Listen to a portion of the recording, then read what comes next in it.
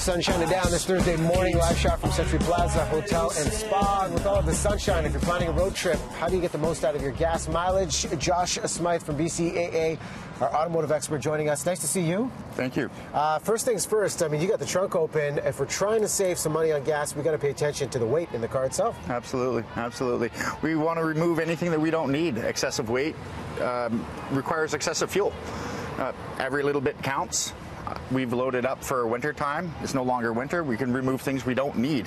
We want to keep our safety kit in case we break down, but things like the shovel, the ice, or the ice melt, that can all go. We can put that back in the garage for another season. So we're going to pay attention to the load. Now, before the break, you mentioned the point about tire pressure. How do we know what's the appropriate tire pressure for a specific car?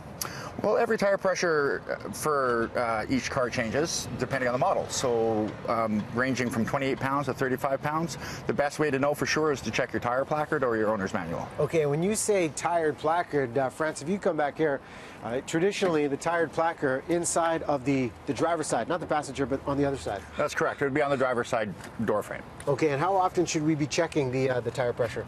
The tire pressure should be checked monthly. Or if you're going on long trips, it never hurts to pull over or check when you're getting gas. Okay. The other point, too, that you bring up is getting the car serviced regularly.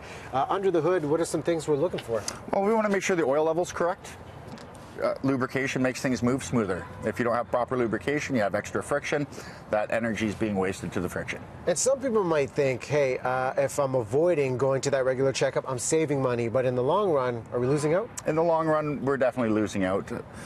Longevity of the engine itself plays a part in the maintenance. If you're not maintaining it, you're shortening the expected lifespan.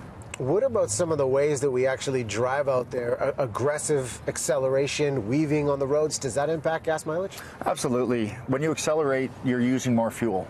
And if you're accelerating on and off the gas, you're using more and then less and then more and then less. And of course, you're hitting your brakes, which is now just delivering that power to the braking system instead of to the road to move your vehicle. A steady gas pedal is the best way to go. You don't want to accelerate hard and you don't want to brake hard. That's actually an important point, too, for tailgaters out there as well. And safety on the road. It's important that we all drive safe. And if you're tailgating, you're constantly on the brakes to stop from hitting them. And then, of course, you're accelerating again to keep up.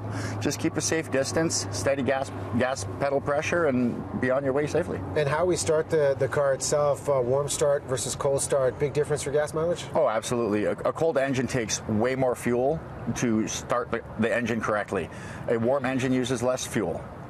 If you're starting it up cold and warming it in the morning, I wouldn't suggest warming it for far too long. You don't want to pollute, you don't want to idle and not use the fuel for movement, but at the same time, you want to make sure your engine's at the proper temperature for operation. Well, some helpful tips right there. Also online, BCAA.com. If you have the BCAA app, by the way, they'll let you know where you can find the cheapest gas in the Lower Mainland, because in the end, we all want to save money. Josh, absolutely. Thank you. Thank you. All right, we'll take a break.